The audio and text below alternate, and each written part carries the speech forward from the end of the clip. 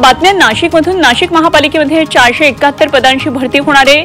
अ ते ट संवर्गातल्या 4000 पदं रिक्त आहेत, तर अग्निशमन विभागात 148 आणि आरोग्य विभागामध्ये 352 पदांसाठी प्रक्रिया सुरू होणार आहे।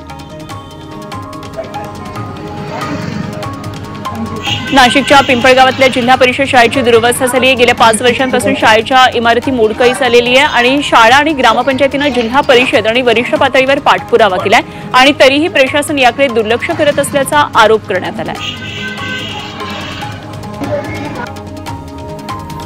नाशिकमधील भाजीपाला उत्पादक शेतकरी संकटात सापडलेत। मेथी आणि कोथिंबीरीला केवळ 1 रुपया दर मिळाल्याने शेतकऱ्यांनी रस्त्यावर भाजीपाला फेकून संताप व्यक्त केलाय। त्याचबरोबर भाजीपाल्याला हमीभाव देण्याची मागणी करण्यात आली आहे।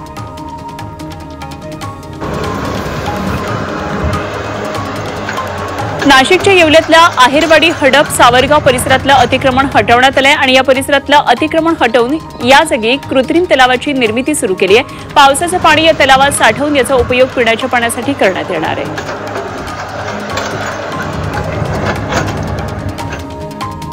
नाशिक जिल्हा परिषदेतल्या विशाखा समितीकडे तक्रार येत असल्यानं अधिकाऱ्यांचं निलंबन सुरू आहे। आतापर्यंत अधिकाऱ्यांबाबत 10 पेक्षा अधिक तक्रारी विशाखा समितीकडे आलेल्या आहेत आणि त्यावेळी 2 अधिकाऱ्यांचं निलंबन केलं असून एका अधिकाऱ्याचा निलंबनाचा प्रस्ताव ठेवण्यात आला आहे। नाशिकमध्ये महिलांच्या लैंगिक छळाच्या तक्रारीमुळे विशाखा समितीच्या तपासणीला सुरुवात झाली आहे। महिला आणि बालविकास कार्यालयानं 2110 आस्थापनांची तपासणी केली आहे आणि त्यापैकी 1250 आस्थापनांना नोटिसा बजावण्यात आलेल्या आहेत। या कारवाईमुळे आस्थापनांचे धाबे दणाणलेले आहेत।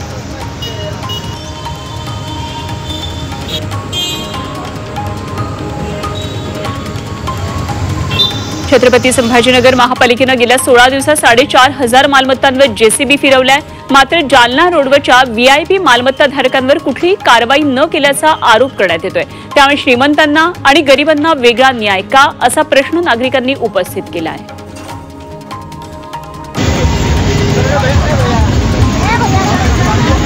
छत्रपती संभाजीनगरमधल्या चितेगावजवळ पोखलेंच्या धक्क्यानं शहराला पाणीपुरवठा करणारी पाईपलाईन फुटली, त्यामुळे लाखो लिटर पाणी वाया गेलं। शहरातला पाणीपुरवठा बंद करण्यात आला आणि त्याचबरोबर महापालिकेनं पाईपलाईनच्या दुरुस्तीचं काम करण्याच्या सूचना संबंधित अधिकाऱ्यांना दिल्या आहेत।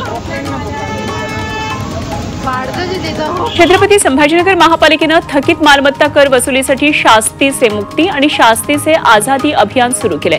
या मोहिमेमुळे 3 दिवसांमध्ये महापालिकेच्या तिजोरीमध्ये तब्बल 3,93 लाख रुपये जमा झालेत। महापालिकेनं 2025-26 या आर्थिक वर्षासाठी 700 कोटी रुपयांचं वसुलीचं उद्दिष्ट दिलंय। छत्रपती संभाजीनगरमधल्या वाळूज औद्योगिक वसाहतीमधल्या खुल्या भूखंडावर आणि रस्त्यावर 1200 अतिक्रमण झाल्याचं समोर आलेलं आहे। या अतिक्रमणावर लवकरच बुलडोझर चालवण्यात येणार आहे आणि महापालिकेच्या या कारवाईमुळे शहरातले रस्ते मोकळा श्वास घेतील।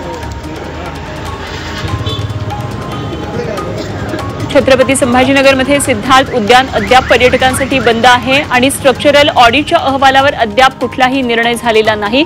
त्यामुळे हे उद्यान बंद ठेवण्यात आलेले आहे। या उद्यानामध्ये प्राणी संग्रहालय आहे आणि अनेक पर्यटक वाघ पाहण्यासाठी उद्यानात येत असतात। मात्र उद्यान बंद असल्याने पर्यटकांचा हिरमोड होतोय।